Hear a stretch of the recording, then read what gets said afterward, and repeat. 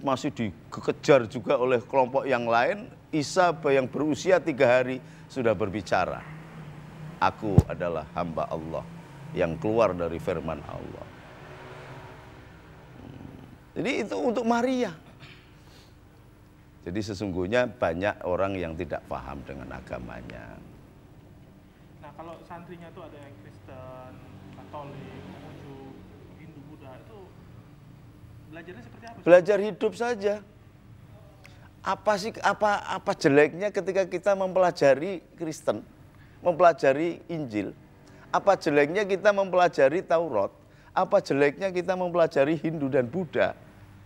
Orang Islam itu kitabnya adalah orang yang dianggap beriman.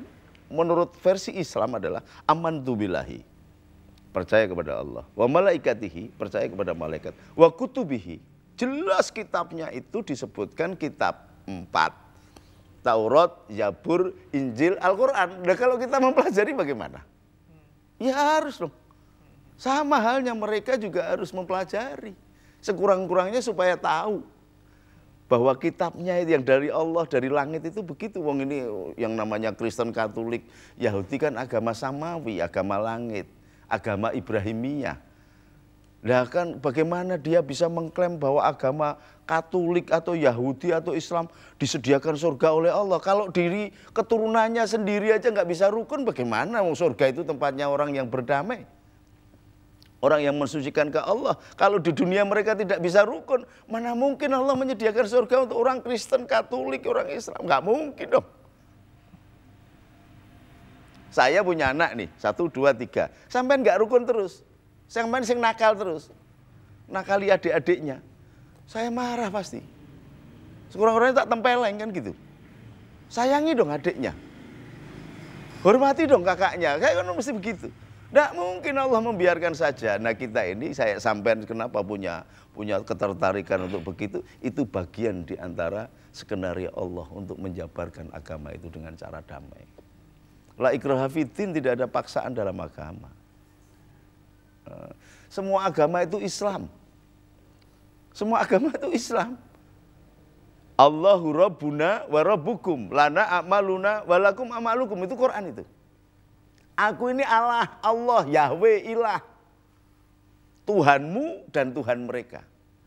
Bahwa lana a'maluna walakum a'malukum. Bahwa engkau menyembah begitu, dia begini, sama saja.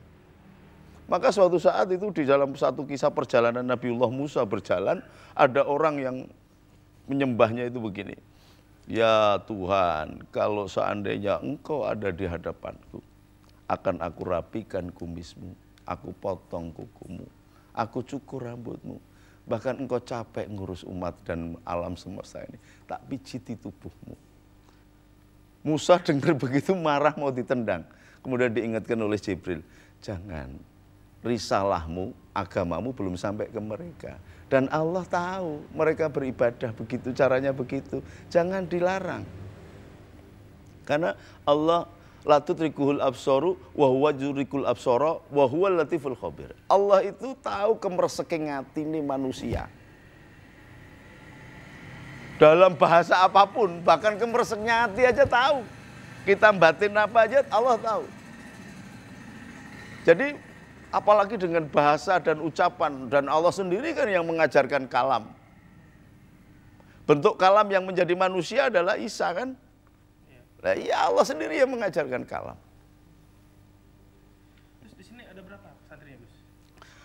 Sekitar 1.500-an. 1.500. Itu apa, kalau ada perbedaannya Gus belajar antara santri yang muslim sama yang non muslim? Enggak, kita gabungkan aja sama. Saya anggap aja mereka orang Islam semua. Belajar apa tuh Gus kalau misalnya digabung gitu? Ya ada yang sekedar untuk menambah perbendaraan pengetahuan khasana Islam. Bahkan ada sahabat saya yang sampai pendeta mengambil doktor hukum Islam. Namanya Pendeta Gunarto. Oh, dulu masternya master hukum Islam. Sekarang ngambil doktornya tasawuf malahan. Tapi tetap Kristen ya? Tetap Kristen. Tetap Kristen. Terus kalau keseharian nih Gus, santri gitu ya, bentuk toleransi terhadap non muslim itu seperti apa Gus? Oh, udah kita nggak beda-bedain, yang penting mereka hidup bareng, makan bareng, masak bareng, tidur bareng, untuk apa? Kenapa harus dibedain? Itu Ibrahim punya anak dari istri yang pertama namanya Ishak, istri yang kedua namanya Ismail. Ishak ini kemudian menurunkan Yakub, Yakub menurunkan Esau.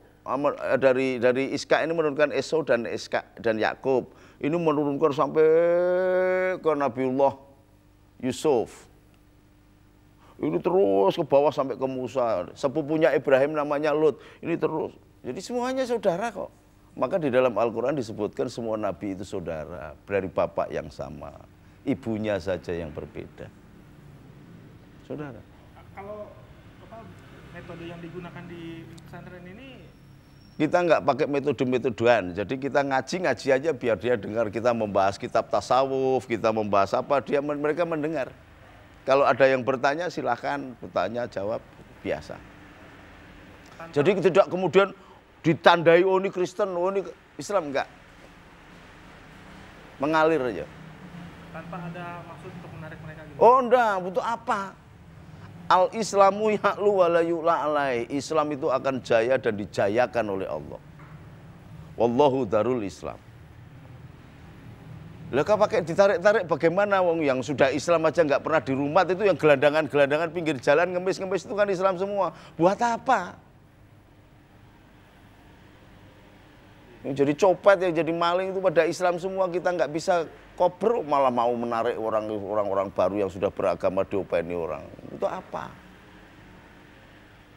Nah, konsep yang diterapkan di pesantren ini apakah semacam apa ya? Semacam bentuk keprihatinan terhadap hubungan antar agama yang ada di luar? Sebenarnya kita ingin membangun satu isme baru. Isme Islam ala Indonesia. Ya. Jadi Kristen ya ala Indonesia, bukan Eropa minded, bukan Arabik minded.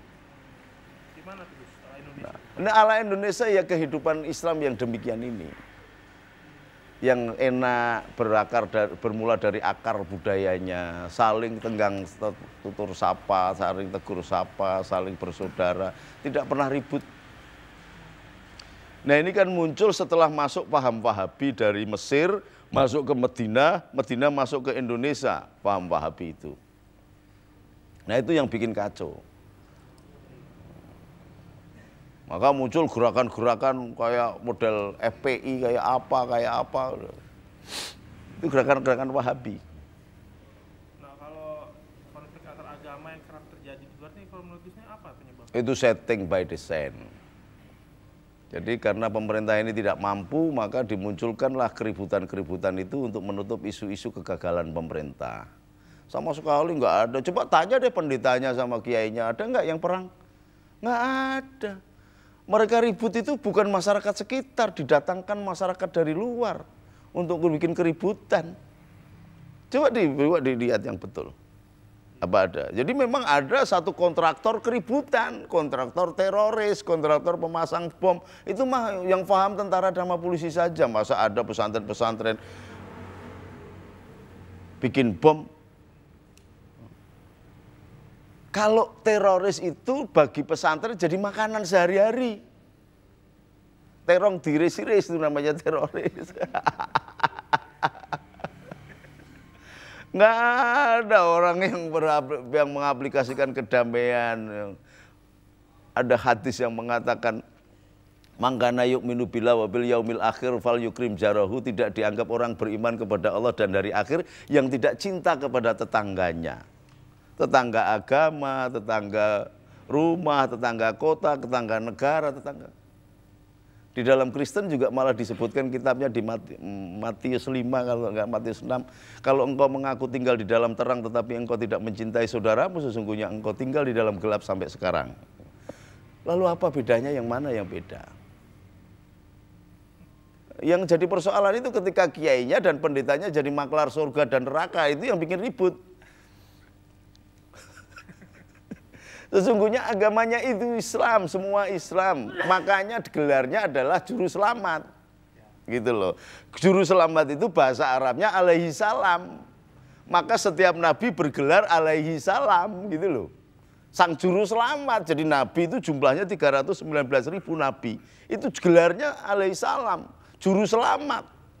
Tidak hanya Yesus saja, tidak hanya Isa saja yang bergelar sang juru selamat, karena di Indonesia itu maka jadi juru selamat. Coba kalau dia Mesias bahasa Inggrisnya, semua nabi mah Mesias karena membawa Mesias. Sampai aja nabi sesungguhnya, karena nabi itu berasal dari kata an-naba, pembawa berita. Jadi wartawan ini nabi. Terserah mau sampai arahkan untuk jelek, ya berarti lawannya nabi kan gitu toh. Pengikut setan gitu. Kalau benar pengikut Allah, nabi, an-naba. Tentang konsep lintas agama di pesantren ini pernah ada ini ya, keberatan gitu dari pihak luar? Nggak ada yang berani kalau saya mah di sini. Siapa yang keberatan? Wong di sini saat mulai jenderal itu foto-fotonya di sana itu. Pangdam baru datang ke sini, Kapolda baru datang ke sini, Menhamkamnya, sak menterinya, sak presidennya datang ke sini, bagaimana mau berani? Dan pasukan kita kan banyak, apalagi sekarang saya jadi Dewan Hostnya Pagar Nusa se-Indonesia. Ini akan kita kembangkan semuanya untuk kita tentramkan. Karena memang dasarnya gitu, ketika Kang Said Akil Sirot mengatakan bahwa kita berhadapan dengan Wahabi, maka kita sudah siap sekarang. Kalau kemarin-kemarin kan belum. Pernyataan terakhir kemarin Kang Said sudah ngomong berhadapan dengan Wahabi. Oke, kalau begitu kita kerahkan dengan dasar menjaga keutuhan Negara Kesatuan Republik Indonesia.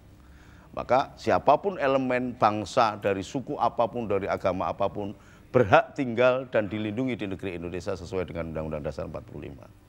Itu. Terus kalau untuk hubungan antar umat beragama itu selain sehari-hari, apakah juga diterapkan misalnya pada hari raya gitu? Hari raya agama gitu? Saya Natal sering diundang suruh nyurup lilin. Kalau Lebaran mereka juga pada datang berkunjung ke sini. Kadang-kadang suatu saat kita melihat keprihatinan negara ini, kita doa bersama di masjid ini. Ya ada gubernurnya, ya ada wali kotanya, ya ada ininya. Why not? Karena di semua, yang namanya masjid itu bukan bangunan begini. Yang namanya gereja itu bukan bangunan yang ada palang panteknya begitu. Masjid, gereja itu ada di sini. Ini rumah Allah, bait Allah. Kepentingan manusia, kemegahan manusia, kesombongan manusia, dan pendeta atau kiainya lah kemudian masjid dibikin gede-gede. Tetapi tidak menyebarkan rahmat Allah.